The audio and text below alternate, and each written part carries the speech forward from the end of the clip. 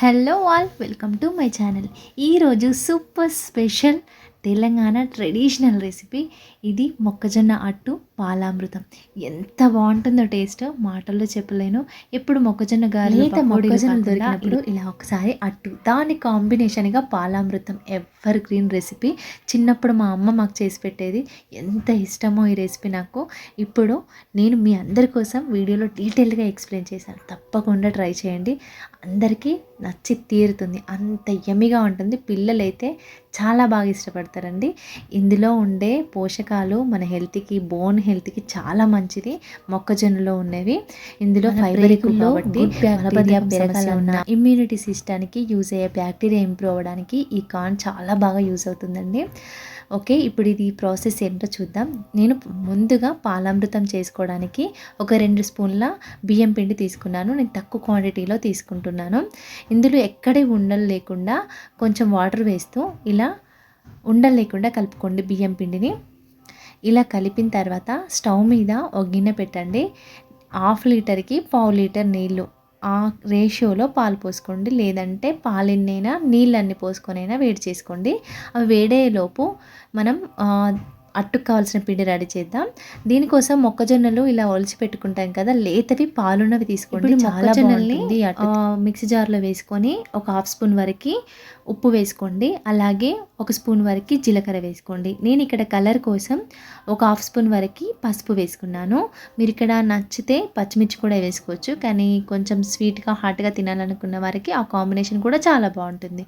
ఇప్పుడు ఒక tea glass water 1/2 glass వరకు వేసుకున్నాను నేను. వేసుకొని మిక్సీ పట్టుకోవాలి. ఇక్కడ పాలు మరుగుతున్నాయి కదా, ఇలా పాలు మరుగుతున్నప్పుడు మనం వాటర్లో కలిపి పెట్టుకున్నాం కదా బియ్యం పిండిని, అది ఇందులో వేసుకోండి. వేసుకొని ఉండలు లేకుండా కలుపుకోవాలి. ఇది పాలల్లో బాగా ఉడకాలండి పిండి, అప్పుడే టేస్ట్ చాలా బాగుంటుంది. ఈ పాలల్లో ఈ పిండిని ఉడకనివ్వాలి. ఉడుకుతున్నప్పుడు మధ్య మధ్యలో కలుపుతూ ఉండాలి, లేదంటే అడుగు పట్టేస్తుంది. ఈ టిప్స్ ఫాలో అవుతూ నెమ్మదిగా ఉడికించుకోవాలి ఈ బియ్యం పిండిని. బియ్యం పిండి పాలు కలిపి మరిగితే చాలా బాగుంటుంది, యమ్మీగా టేస్ట్.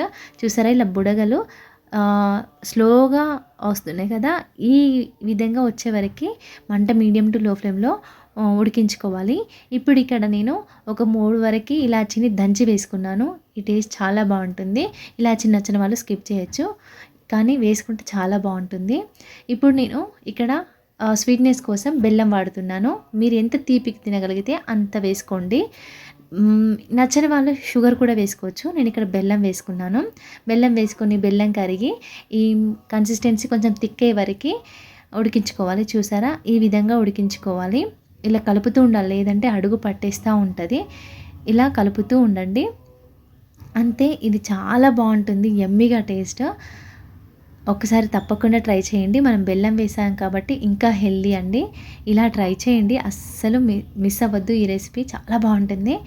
ఇప్పుడు మనం దోశ కోసం మొక్కజొన్న పిండి గ్రైండ్ పట్టుకున్నాం కదా, అది తీసి ఒక బౌల్లో వేసుకోండి. ఈ కన్సిస్టెన్సీ వరకు వచ్చిన తర్వాత స్టవ్ ఆఫ్ చేసుకోండి. కొంచెం పల్చగా కావాలనుకునే వాళ్ళు కొంచెం ముందుగానే ఆఫ్ చేసుకోండి. కొంచెం ఎక్కువ వాటర్ వేసుకోవాలి, కానీ అది చల్లారితే ఇంకా గట్టిగా అయిపోతుంది. ఇప్పుడు దోశ కోసం నేను ప్యాన్ వేడి చేసుకున్నాను. వేడి చేసుకొని కొంచెం ఆయిల్ రాసుకున్నాను. నాకు ఫస్ట్ దోశ ఈ ప్యాన్లో రాదు కాబట్టి ఈ ప్రాసెస్ ఫాలో అవుతున్నాను నేను. ఇప్పుడు ఆయిల్ అంతా స్ప్రెడ్ చేసి కొంచెం వాటర్ చల్లండి. మంట లో ఫ్లేమ్లో పెట్టుకొని దోశ పిండి కోసం మొక్కజొన్నని ఇలా వేయండి. దోసపిండి ఈ కన్సిస్టెన్సీలో ఉండాలి, మరీ టైట్గా ఉండద్దు, లూజ్గా ఉండద్దు.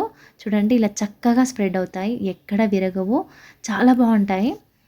ఇలా వేసుకున్న తర్వాత అంచుల వెంబడి నేను ఆయిల్ వేసుకున్నాను, అంటుకోకుండా వేసుకొని ఇలా 2 వైపులా కాల్చుకోవాలి. చూసారు ఎంత ఈవెన్గా ఉందో కలర్ కూడా. ఇలా 2 వైపులా కాల్చుకోవాలి, కానీ మంట లో టు మీడియంలోనే పెట్టుకోండి, ఎందుకంటే మొక్కజొన్న లోపల వరకు ఉడకాలి కాబట్టి మంట మీడియం టు లో ఫ్లేమ్లో పెట్టుకొని ఉడికించుకోండి దోశ. అంతే, సింపుల్గా టేస్టీగా ఉండే తెలంగాణ స్పెషల్ అయిన ట్రెడిషనల్ రెసిపీ ఇది. మా తెలంగాణ స్పెషల్ మొక్కజొన్న అట్టు పాలామృతం. మీకు నచ్చిందా? నచ్చితే తప్పకుండా ట్రై చేయండి. మీకు ఎలా వచ్చిందో నాకు కామెంట్ సెక్షన్లో చెప్పడం అస్సలు మర్చిపోవద్దు. ఈ కాంబినేషన్ ఎవర్ గ్రీన్ అండి, నాకైతే పిచ్చగా ఇష్టం. మీకు నచ్చుతుందని అనుకుంటున్నాను. మీ కనుక ఈ వీడియో యూస్ఫుల్ అయితే లైక్ చేయడం అస్సలు చాలా బాగుంటుంది. మరిన్ని టేస్టీ అండ్ హెల్దీ రెసిపీస్ కోసం ఛానల్ని సబ్స్క్రైబ్ చేసుకుని ట్రై చేయండి. Thank you for watching. Please subscribe my channel. Thank you.